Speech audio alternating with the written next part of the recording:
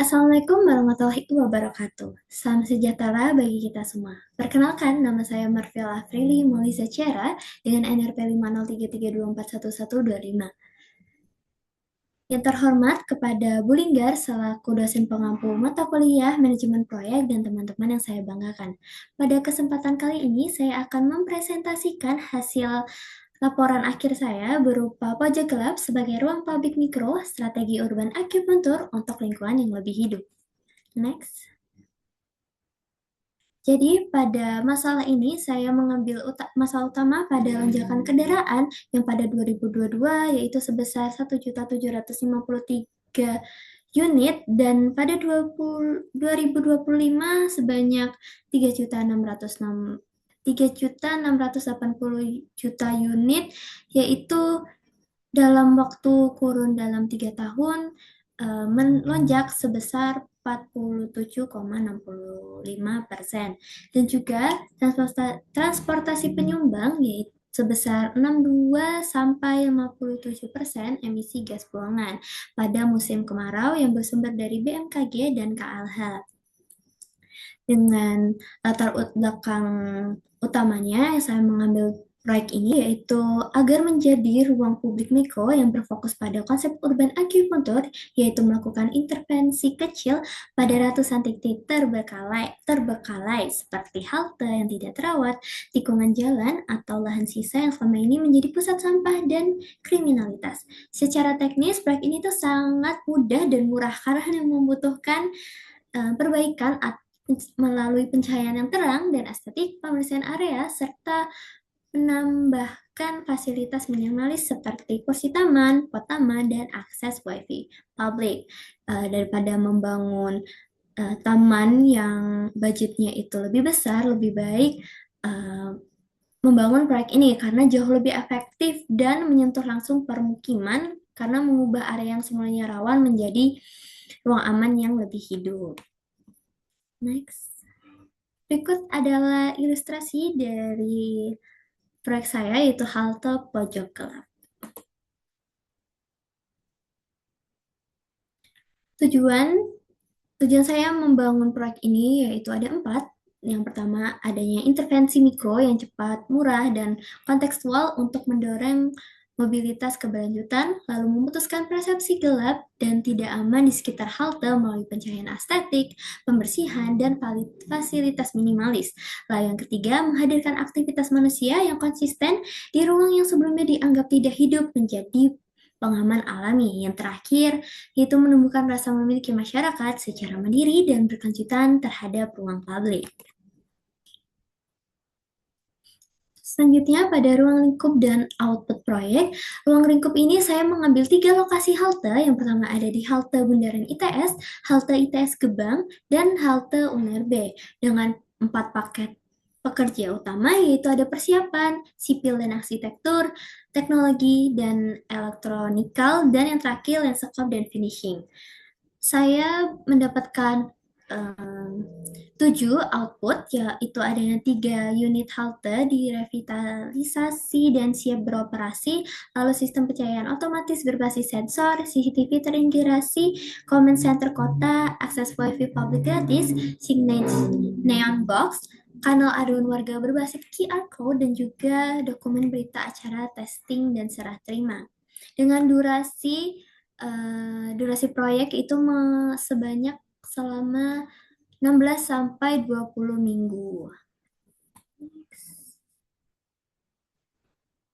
Berikut adalah struktur organisasi, yaitu dengan pemimpin utama adanya steering committee, yaitu dari Pemkot Surabaya, ITS, dan juga UNER. Lalu di bawahnya juga ada pemegang, yaitu dari project manager, dan project manager ini juga terbagi menjadi 3 cabang, yaitu adanya koordinasi tim teknis dan konstruksi, lalu ada koordinator tim teknologi dan instalisasi, lalu yang ketiga koordinator tim operasional dan humas. Dan juga di bawahnya yaitu ada Satgas Lapangan yang terdiri dari Dishub, DKRTH, dan Diskominfo. Selanjutnya.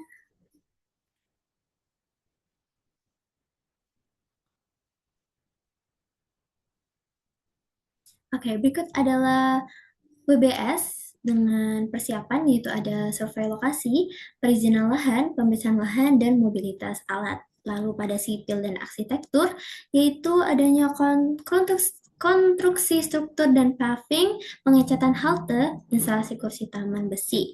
Dan pada elektrikal dan teknologi, adanya lampu sorot LED dan panel surya, pemasangan CCTV dan WiFi mesh, dan juga signage dari neon box. Dan terakhir, landscape dan finishing, yaitu adanya penataan pot dan taman hias, testing sistem, dan juga peresmian dan serah terima. Dengan total aktivitas yang ada di atas yaitu sebanyak 13 aktivitas dengan total anggaran dari baseline-nya itu sendiri sebesar 82.500.000 dan kontingensinya sebesar 5% yaitu 4.125.000 dengan keseluruhan total anggaran sebesar 86.625.000. Berikut adalah hasil dari estimasi biaya atau yang biasa disebut RAB. Oke, pada analisis kelayakan proyek, saya mendapatkan perhitungan melalui NPV, IRR, ARR, dan payback, dan PI. Dan MVP-nya sebesar 27,1 juta yang lebih dari 0% yaitu dikatakan layak, lalu ada IRR sebesar 22% dan lebih dari 10% yang juga dikatakan layak, dan juga AER sebesar 69,26% yang dinyatakan sangat baik, lalu ada payback yang jangka waktunya kurang dari 5 tahun, yaitu 2,9 tahun, dan PI-nya sebesar 1,3128 yang lebih dari 1, dan termasuk untuk layak diterima. Dan dari hasil keseluruhan analisis ini, proyek ini tuh layak untuk dilaksanakan secara finansial dan manfaat sosial. Berikut adalah Gantt chart yang sudah saya rangkai. Oke, berikut juga ada diagram network diagram and critical path. Dengan critical path yang berdurasi 16 minggu, yaitu melalui jalur B, C, D, E, F, H, I, L, M. Oke, berikut adalah progresnya dengan indikator PV dengan senilai 3.750.000, lalu ada EV senilai 2.687.500, lalu AC 3.200.000, CV minus 1.062.500 dengan interpretasi behind schedule, lalu QV senilai minus 512.500 dengan interpretasi over budget, lalu SPI senilai 0,72, interpretasi kurang dari 1 atau dinyatakan terlambat, lalu adanya indikator terakhir yaitu CPI senilai 0,84 dan interpretasinya senilai kurang dari 1 atau dinyatakan boros. Oke, berikut adalah kurva S. Jadi kurva S ini digunakan untuk membandingkan progres rencana dan realisasi proyek. Jadi pada minggu keempat, nilai EV sebesar 2,69 juta masih berada di bawah PV sebesar 3,75 juta, sehingga proyek mengalami keterlambatan dengan SPI sebesar 0,72 atau statusnya dinyatakan behind schedule. Selain itu, biaya aktual sebesar 3,2 juta lebih besar dari nilai pekerjaan yang dihasilkan sehingga CPI hanya 0,84 dan proyek berada pada kondisi over budget. Jadi penyebab utamanya adalah keterlambatan perizinan lahan pada jalur kritis proyek.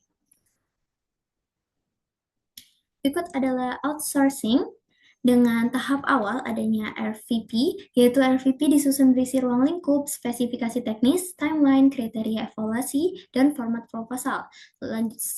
Dilanjut dengan adanya vendor selection, yaitu evaluasi vendor dengan bobot kriteria, yaitu harga, pengalaman, kualitas, taman, dan SLA. Dilanjut dengan tahap pekerja outsourcing, yaitu teknisi vendor dikelola dengan SOP, K3, jam kerja, briefing, dan pengawasan lapangan. Dan dilanjut pada tahap kontrak, yaitu kontrak versus price dengan SLA, penalti, garansi, dan termin pembayaran. Dan tahap terakhir adanya monitoring vendor, yaitu KPI, ketepatan waktu kualitas direct rate, laporan mingguan, inspeksi, dan testing. Oke, berikut adalah hasil analisis dari resiko dan mitigasinya.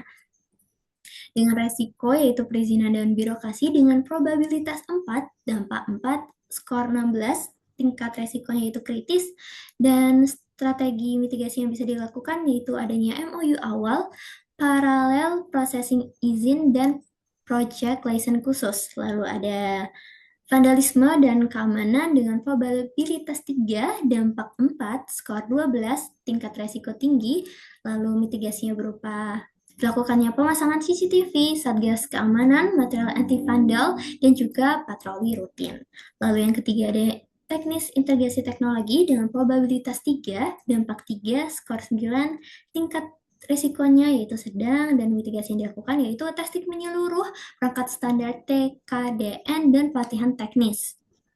Lalu yang keempat, ada operasional dan pemeliharaan, probabilitas 4, dampak 3, skor 12, tingkat resikonya itu tinggi, dan strategi yang dilakukan adalah melakukannya SOP dari Satgas itu sendiri, lalu introspeksi rutin, kanal aduan QR Code, dan juga anggaran dari ONM. Dan last, yaitu ada anggaran overman dengan probabilitas 2, dampak 4, skor 8, tingkat resikonya sedang, dan mitigasi yang dilakukan adanya kontingensi sebesar 5%, lalu harga satuan terkunci, dan juga skop kontrol yang lebih ketat. Oke, berikut adalah project controlling and evaluation, yaitu pada pengendalian adanya waktu, biaya, kualitas, dan pasca konstruksi, yaitu pada waktu adanya pada Gantt chart mingguan, recovery plan, and monitoring jalur krisis. Lalu pada biaya, laporan realisasi mingguan, kontrol deviasi 10%, dan juga penggunaan kontingensi terkontrol. Lalu pada kualitas, adanya inspeksi dan testing, berita acara sebelum serah terima, dan juga yang terakhir adanya pasca konstruksi, yaitu inspeksi 2 mingguan dengan bergaransi 3 bulan, lalu analisis aduan QR Code dengan evaluasi atau key kriteria dengan waktu SPI lebih dari 1, biaya CPI lebih dari 1, kualitas lebih dari 95% lolos dari testing, dan resikonya itu mitigasi resiko kritis, kepuasan stakeholder, dan juga manfaat proyek tercapai.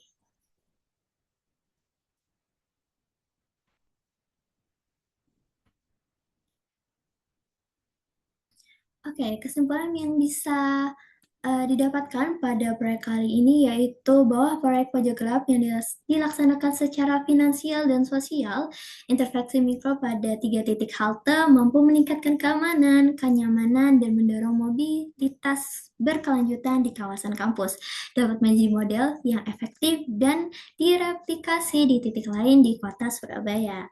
Dan untuk rekomendasi dari saya sendiri pada proyek ini yaitu ada 5 rekomendasi yang bisa saya berikan, yaitu prioritaskan perizinan sejak awal, gunakan parallel processing izin, lalu aktivitas opsi crashing bila perlu, siapkan ONM berkelanjutan dan kanal aduan, dan yang terakhir adanya evaluasi kinerja vendor secara berkala. Sekian dari saya, mohon maaf bila ada salah kata. Terima kasih. Wassalamualaikum warahmatullahi wabarakatuh.